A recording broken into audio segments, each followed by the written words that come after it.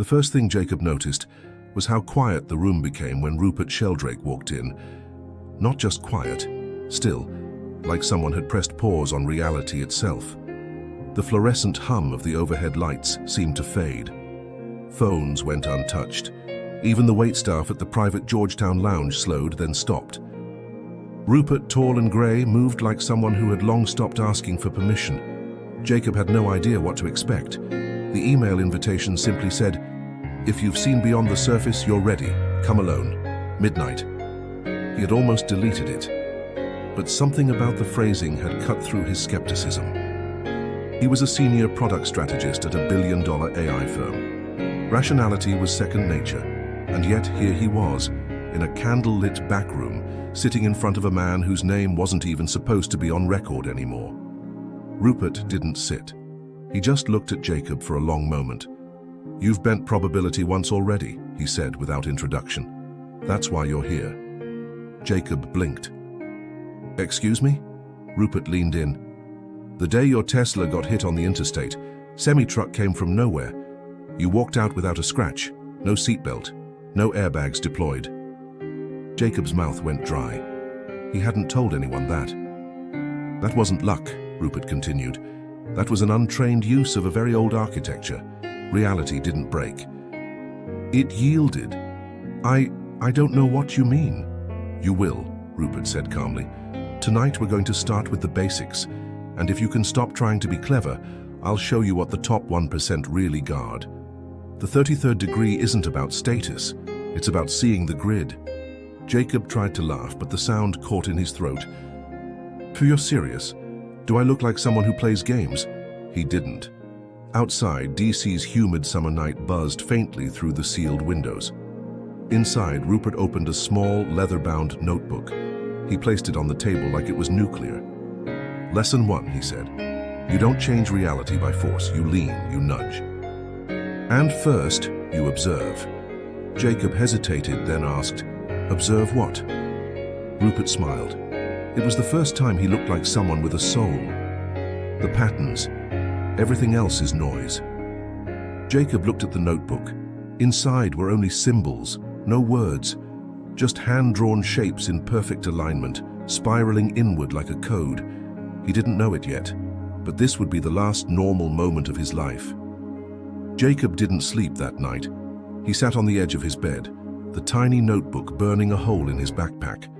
Every time he closed his eyes, he saw that spiral again. Those symbols, too precise to be random, too strange to be explained away.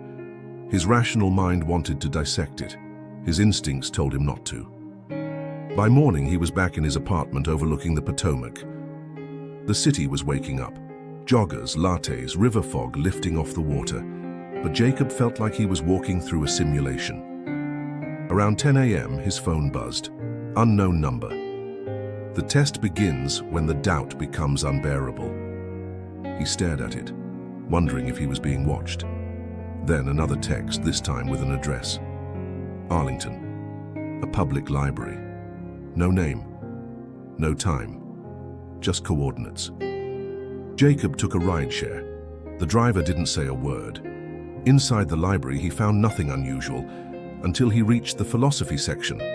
There, propped between two books on metaphysics, was a slim envelope with his name typed in perfect courier.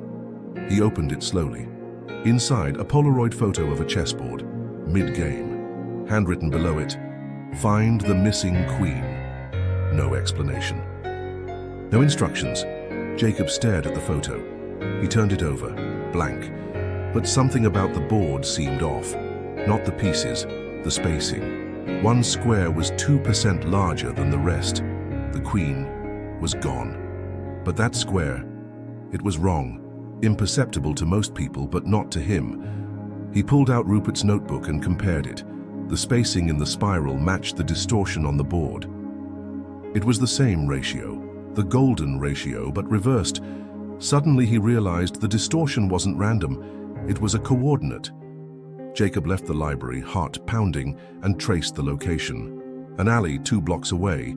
He walked fast, found the alley, trash bins, graffiti, a keypad on a steel door. The symbols from the notebook were the code. He punched them in. Click. The door opened into darkness. A single bulb flickered on, and there, sitting in a chair like he'd been waiting for hours, was Rupert. "You found the Queen," Rupert said. Jacob just nodded. Rupert leaned forward. "Now you're ready for your first bend." Jacob's breath caught. "Bend what?" Rupert didn't answer. Instead, he pointed at the wall. A live security feed showed Jacob standing outside the door from behind. Jacob stumbled backward, eyes locked on the screen. It wasn't a recording. It was live. "Is this some kind of projection?" he asked, trying to steady his voice. "A delay loop?" Rupert shook his head. "No, Jacob. That's the feed from 5 minutes ago. What you're seeing is a sliver of the pattern, time staggered. Unfolding ahead of you, not behind." Jacob swallowed hard. "How is that even possible?" "It's not about how," Rupert said, standing. "It's about where you put your awareness. You think in straight lines, past, present, future. The 33rd degree operates in curves, folds, feedback." Rupert walked toward a chalkboard and drew a line, then a spiral, then a circle intersecting both. "The first bend isn't physical, it's perceptual." Jacob stepped closer. "So what am I supposed to do?" Rupert held up the notebook. "Page 17. Focus. Don't blink." Jacob opened to page 17. It was one large symbol, a figure 8 twisted upon itself, nested with dots. Rupert's voice grew quieter. "Breathe in slowly. Let your eyes relax. Let the pattern find you." Jacob stared. At first it was just lines, but then the lines moved, or maybe his brain did. The figure seemed to pulse, rotating into itself. The room blurred. Jacob reached out instinctively, and the chalkboard shattered into dozens of white particles that froze mid-air, then began to reverse. Rupert watched him without blinking. "You just bent the moment. Not much. Just a second's rewind. But it's enough to prove your center is shifting." Jacob couldn't speak. His skin tingled. His chest felt hollow and heavy at once. Rupert put a hand on his shoulder. "This is why most people don't go past the first bend," he said. "Because once you see that time and space are listening to you, it's hard to unknow it." Jacob finally asked, "Why me?" Rupert didn't hesitate. "Because you're not afraid of the contradiction, and because the people who are, they're about to do something catastrophic." Jacob stiffened. "What kind of people?" Rupert turned back to the chalkboard, which had fully reassembled itself.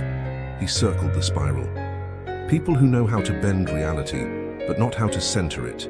You've seen them. They sit on boards, wear tailored suits, make decisions that ripple across countries." Jacob's voice dropped. "You're talking about my company?" Rupert looked him in the eye. "No. I'm talking about the part of your company that even the CEO doesn't know exists." Jacob didn't speak. He couldn't. Every instinct told him to walk away, to tell himself this was a trick, a hallucination. But the image of that live feed, the rewinding chalk dust, the feeling in his chest when the moment bent, none of it could be reasoned away. Rupert motioned toward a steel panel at the back of the room. No markings, just a handprint scanner embedded in obsidian black glass. "This is the next gate," Rupert said, "but it won't open with technology." Jacob raised an eyebrow. "It's biometric." Rupert shook his head. "It's psychometric. It responds to intent." Jacob stepped forward, skeptical. "You mean if I think the right thing, it opens?" "No," Rupert said, voice sharp. "If you feel the right thing, and only if it's true." Jacob hesitated. He thought of the spiral, the Queen, the rewind. Then, slowly, he placed his palm against the cold surface. Nothing. Rupert watched. "You're trying to solve it. Stop solving, start trusting." Jacob closed his eyes. Let the tension go. Let the logic fall. Beneath it, something stirred. Not thought, memory. He was 5, standing in his father's study. Books stacked high. His dad's voice behind him. Reality's only rigid if you accept its version of truth. He hadn't remembered that moment in years. And just like that, click. The obsidian door slid open. Behind it, a staircase descending into pitch dark.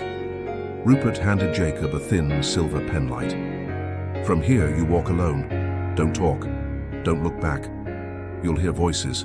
They aren't yours. Don't answer them. Jacob hesitated. What if I get lost?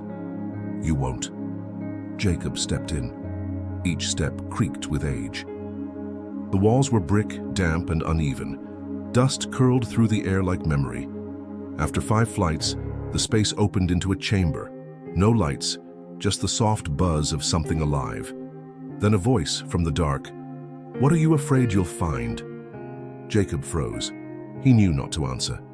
But the question lodged itself in his gut. Another voice. Why did you come? Then another. Do you remember what you gave up to belong? The sound wasn't external. It came from inside. Fragments of his own mind played back. He gripped the notebook tighter. Ahead, a faint glow. A low hum, like a subwoofer below human hearing. He walked toward it and found a single object on a pedestal. A mirror. But when he looked into it, he didn't see his reflection. He saw a version of himself. Same eyes, same face, but colder. Wearing a black suit, standing behind a glass wall. In the reflection, that version raised a hand and mouthed, "You already chose."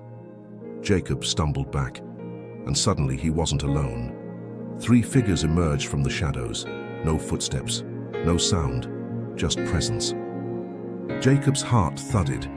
He tried to speak, but his throat closed. The first figure was a woman, maybe 60, dressed in an austere grey shawl, eyes dark and knowing. The second, a younger man in a military-style jacket, face unreadable. The third, Rupert. Not the one who'd met him in Georgetown. This Rupert was different. Sharper, controlled. As if the warmth had been extracted, leaving only the architect. None of them spoke. Instead, the woman extended her hand toward the notebook. Jacob hesitated. Who are you? She didn't answer. Instead, she looked past him, toward the mirror. Do you see it now? She asked. The reflection isn't a prophecy, it's a memory from the future. Jacob's head spun. That doesn't make sense. Rupert stepped forward. It doesn't have to, it only has to resonate. The younger man finally spoke. Your double is real, but it was forged in a different path. One you began the day you joined Sable. Jacob stiffened. That's my company. The man nodded. Yes, and it's also your crucible. The decisions you made there splintered the thread. The you behind the glass is the self that followed through, became what they wanted. Jacob shook his head. That's not me. It was, the woman said, until tonight.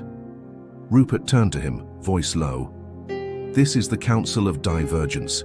We don't oversee governments. We don't fight wars.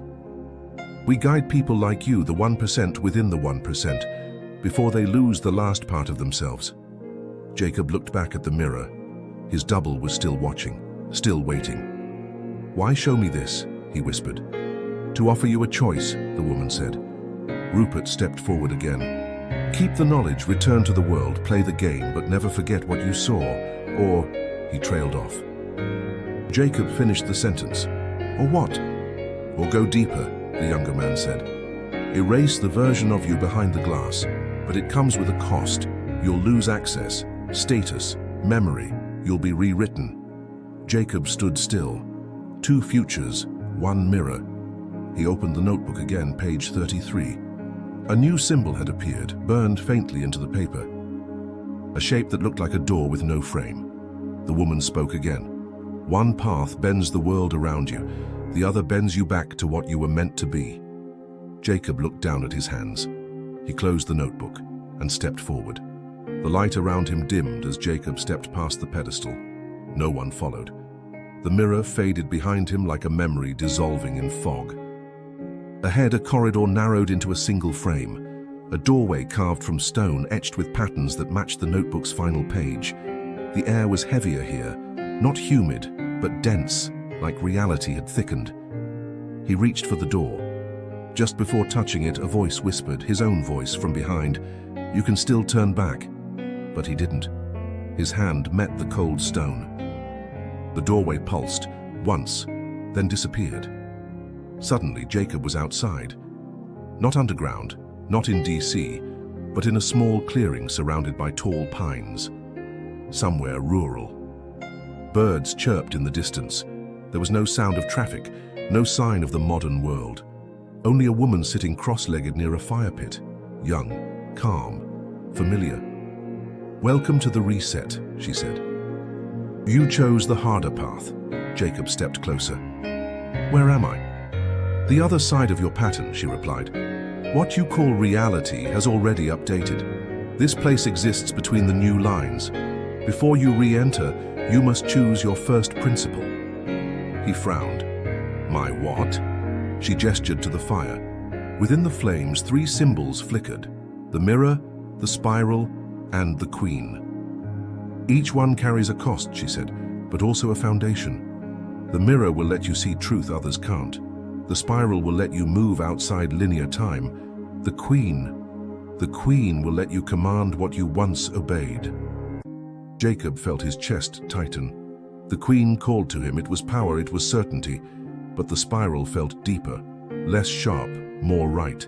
He knelt by the fire. "What happens if I choose wrong?" "There's no wrong," she said. "Only resonance. Choose what makes the world feel clear." He reached forward, hand trembling, and touched the spiral. The fire flared. Images poured through him. His childhood, the Tesla crash, boardroom meetings, Rupert's voice, the live feed, the obsidian door, all folding into one moment. Then everything went black. When he opened his eyes, he was back in his apartment. Same view of the Potomac, same rising sun. But his phone was gone, the notebook too. Only one thing remained, a small metal spiral embedded into his desk, like it had always been there. Jacob stared at it, then looked up and saw himself in the window reflection, but this time there was no glass between them, only alignment. 10 days passed. Jacob didn't return to work. He didn't call anyone, didn't open his email. The city continued around him. Sirens, laughter, drone deliveries, but he moved differently now, as if everything he saw was slightly behind his awareness, not ahead of it. He was watching the grid. Patterns emerged. The barista who always rang up 4:44. The jogger who passed his building every day at 9:33 a.m. The subtle flicker in the traffic light near K Street that always blinked once too many times. Tiny things. But they weren't random. He began sketching them just like the notebook had shown him, spiral sequences, energy nodes. And the deeper he drew, the more he felt it, that tug, the bend, as if reality was nudging back in acknowledgement. Then, on the 11th night, someone knocked. He opened the door without asking who it was. Rupert stood there. No words, just a look of quiet approval. "You held the spiral," Rupert said. "Most don't. They go back to the mirror, or the queen." Jacob stepped aside to let him in. Rupert paused. "You're not supposed to serve, you're not supposed to rule, you're supposed to balance." Jacob nodded slowly. "That's why I couldn't go back to Sable." Rupert took a seat. "That company has already bent the world 3 degrees past safe. They'll fracture the consensus if left unchecked." Jacob sat across from him. "So what now?" Rupert placed a thin black card on the table. No numbers, no logos, just one symbol, 33 degrees. "This is not a rank," he said. "It's a threshold, you've crossed it." Jacob picked up the card. It was heavy, metal, cold.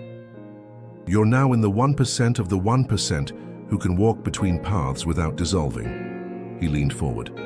"And that means it's time for your first assignment." Jacob tensed. "You mean I'm being recruited?" "No," Rupert said with a faint smile. "You're being remembered. You've always been part of this. You just forgot." Jacob looked out the window. Same city, same sky, but none of it would ever feel the same again. Rupert stood. "The queen commands. The mirror reveals, but the spiral, it evolves," Jacob said quietly. Rupert nodded once. And just like that, he was gone. Jacob sat there alone, the card in his hand, the spiral burning quietly in the corner of his desk. Outside, the world turned. Inside, Jacob finally understood. Reality doesn't bend from pressure. It bends from precision, and now he held the blueprint. Jacob stood in front of the mirror again, but this time it was by choice. He had it delivered from an antique shop in Brooklyn, an exact replica of the one he saw in the chamber. The owner had no memory of listing it, said it just showed up one morning. Jacob didn't ask questions anymore. He paid in cash. The spiral sat beside him, etched into a small obsidian base on his desk. He no longer tried to explain it, not to himself, not to others. The explanation came through the patterns, and lately the patterns had begun to hum. At first it was just instinct, taking different routes, pausing before decisions, sensing tiny misalignments in conversations or digital feeds. But now, the sensations were more physical. A low frequency in his bones, static behind his eyes. The grid wasn't something he looked at, it was something he felt. On the morning of the 12th day, the card activated. It didn't buzz or flash. Instead, it simply grew warm in his hand, and a single line of text appeared. Echo point activated. Blue sector, 6:33 p.m. No coordinates, no map, just a time and name. But Jacob didn't need more. He knew exactly where to go. The blue sector wasn't a location you'd find on Google Maps. It was a nickname for an abandoned data relay station under the Anacostia River, once part of a Cold War communications network. Sable had purchased it years ago and left it to rot publicly. Privately, they never stopped routing pulses through it. Jacob arrived before sunset, dressed plainly, moving with purpose. He bypassed the rusted outer gate, climbed down through the drainage shaft and entered the sublevel. Inside, the hum was unmistakable, like the spiral was alive here. As he moved through the corridor, lights flickered to life, just ahead of his steps, never behind. The air was thick with ozone and the scent of dust clung to the steel. He reached the central terminal. It looked like a control panel, but older. Vacuum tubes, cracked glass displays, toggles instead of touchscreens. He placed the card on the console. Nothing happened. Then, 3 voices, layered together like a chord. Authorization recognized. Divergence 33 confirmed. Do you accept the echo? Jacob steadied his breath. Yes. The terminal glowed faintly. Then, silence. Until the screen blinked to life, displaying a single file. Project, centrifuge underneath, a date, May 24th, and a single name, Rupert Sheldrake.